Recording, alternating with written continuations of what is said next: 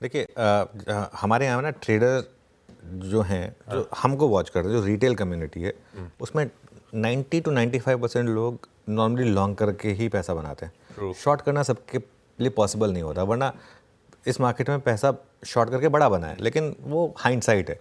पहली बात तो ये है, ट्रेडर के लिए सबसे बड़ी अप्रोच ये रहेगी कि स्क्रीन को रिस्पेक्ट करिए। स्क्रीन आपको बहुत कुछ कहती है, उसको रिस्पेक्ट करिए। पिछले कुछ दिनों से सेल ऑन रैली पे पैसा बन रहा था। कल जो मैंने एक व्यू लिया था दोपहर में कि न्यूट्रल जाइए, अब बहुत लोग कहेंगे कि शॉर्ट का व्यू क्यों नहीं लिया कल। ये देखिए गैम्बलिंग की बात है, किसी को नहीं पता था कि फेड इतना हॉकिश होगा। अगर हल्का सा भी कम हॉकिश हुआ होता तो आज गैप डाउन की बजाय गैप अप भी हो सकता था। तो इसके लिए इवेंट में आप कभी भी जाएं, विदाउट एनी पोजीशन जाएं, कोई दिक्कत नहीं है। अब यूएस मार्केट को देख लीजिए फॉर एग्जांपल, 10 दिन से डाउ जोन्स गिर रहा था। लोगों को एक्सपेक्टेशन क्या थी कि प्राइस में है हॉकिशनेस, और जैसे इवेंट बाहर होगा यूएस मार्केट में कुछ रिकवरी आ सकती है। वो 11वें दिन भी गिर गया, और जितना 10 दिन में नहीं गिरा था उतना एक दिन में गिर गया। तो ये मार्केट में इस तरह की चीज़ें होती रहती हैं। बाइंग इस मार्केट में अब तब तक नहीं करनी है जब तक मार्केट ग्रीन सिग्नल ना दे आपको, और वो ग्रीन सिग्नल कब होगा? अब जब आप वापस इस मार्केट में उस 20 डे मार्क को रिक्लेम करके उसके ऊपर बंद होंगे, तब तक हर रैली। और ऐसा नहीं है कि मार्केट बीच बीच में आपको रैलीज नहीं दे रहा है। पिछले फ्राइडे फॉर एग्जांपल इंट्राडे में 600 पॉइंट की रैली आ गई थी। अब वो कहाँ से आई थी रैली? उस रैली का क्या सिग्निफिकेंस था? उस रैली में कितने लोग फंसे होंगे? तो इस तरीके की रैलीज आती रहेंगी।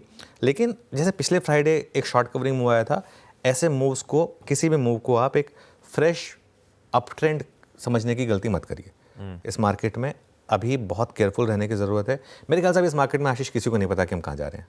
आई थिंक कोई भी अगर ये बात कहेगा तो वो बेईमानी होगा। और वैसे भी एक चीज़ आई थिंक हमने भी सबने सबक लिया है कि बहुत ज़्यादा एग्रेसिव टारगेट्स देने की ज़रूरत भी नहीं होती निफ्टी पर। स्क्रीन जो कह रही है उसको रिस्पेक्ट करिए, इंट्राडे रहिए और दोनों तरफ की ट्रेड करिए। मैं बोलूँ आज भी मार्केट आपको हो सकता है एक लॉन्ग ट्रेड दे दे इंट्राडे में।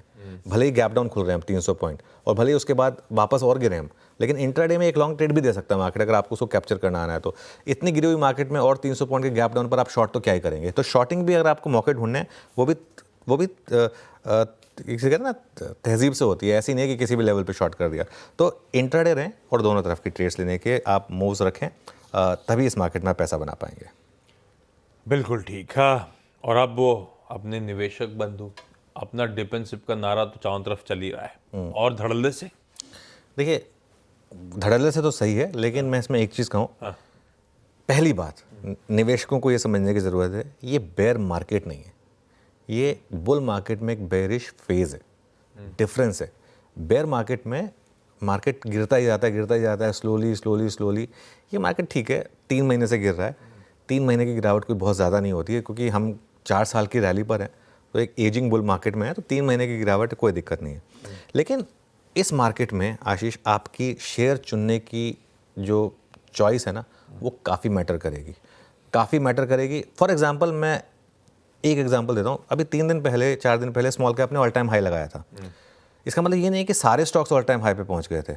आप कंपेयर करिए सितंबर के लेवल से, कई ऐसे स्टॉक्स मैं आपको गिना दूंगा जो 30% ऊपर है सितंबर के लेवल से, और कई ऐसे स्टॉक्स में गिना दूंगा आपको जो 30% नीचे हैं।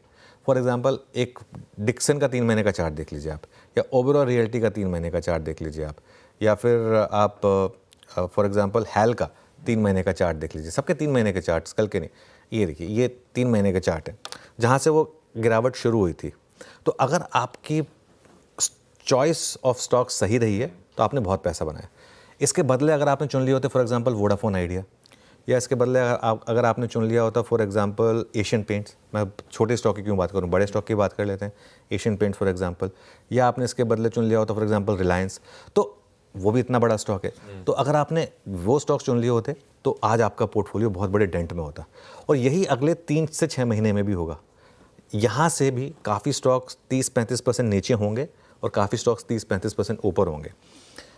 3-4 सेक्टर्स को टच नहीं करना है, ऑटोज़, एफएमसीजी, जहाँ पर वीक अर्निंग्स थे और वीक अर्निंग्स का रिस्क है, उनको अभी कुछ टाइम के लिए टच मत करिए। जहाँ आपको उम्मीद है कि नंबर्स अच्छे आ रहे हैं और अच्छे आएंगे, जैसे आईटी, मिड कैप आईटी है। अब यूएस इकॉनमी अगर इतनी स्ट्रांग है कि वहाँ पर खुद उनके चेयरमैन कह रहे हैं कि अब हमको और रेट कट की ज़रूरत नहीं है, और ये इसको आपको स्क्रीन में बताए, तो गिरेगा आज आईटी भी, क्योंकि कल नैस्डैक काफ़ी गिरा है, आज आईटी भी गिरेगा, लेकिन आज आईटी में मौका होगा कुछ पोजीशन लेने का, फॉर एग्जांपल, है ना। अगर आप इन्वेस्टर हैं तो निफ्टी आईटी का ईटीएफ थोड़ा सा लेने का, और अगले 3-4 दिन में और गिरे तो और ऐड करने का। तो ये एक अप्रोच हो गई। फार्मा एक और सेक्टर हो गया, जहाँ यूएस इकोनॉमी स्ट्रांग है, और वो टेक्सटाइल एक और स्पेस हो गई। तो ऐसे सेक्टर्स पर आप फोकस कर सकते हैं। एक और अप्रोच जो हमारी रहती है, रिलेटिव स्ट्रेंथ पर फोकस करें। जो स्टॉक्स 52 वीक हाई के पास हैं, देखिए बेरिश फेज में जो भी स्टॉक्स 52 वीक हाई पर होते हैं वो अगली बुल मार्केट के लीडर्स होते हैं, ये एक नॉर्म है मार्केट का, उस पर फोकस करें। आपको लगेगा कि यार मैं ऐसे स्टॉक्स क्यों ना लूँ जो गिरे हुए हैं, ऐसे स्टॉक्स क्यों लूँ जो इतने ऊपर है नहीं, लेकिन रिलेटिव स्ट्रेंथ काफ़ी मैटर करती है। या फिर जो स्टॉक्स 30-35% गिरे हैं ना, उनमें उन स्टॉक्स पर फोकस करें। जैसे हमने 3-4 बार बात की थी, एक बार हमने ट्रेंड का एग्जांपल दिया था, एक बार हमने इंडिगो का एग्जांपल दिया था, जहाँ पर वीकनेस जो है वो सिक्लिकल आई थी मार्केट में, एक आध क्वार्टर खराब आ गया था, उसकी वजह से वो स्टॉक्स गिरे थे। या तो आप उन पर फोकस कर लें। ट्रस्ट में चॉइस ऑफ स्टॉक्स इस मार्केट में बहुत मैटर करेगा, और इसके लिए इस चीज़ को समझ, इस मार्केट में जैसे कहते हैं ना, आपदा और अवसर दोनों है। अब वो आपके ऊपर डिपेंड करता है कि आप क्या चुनने वाले हैं। कैसे देखें इस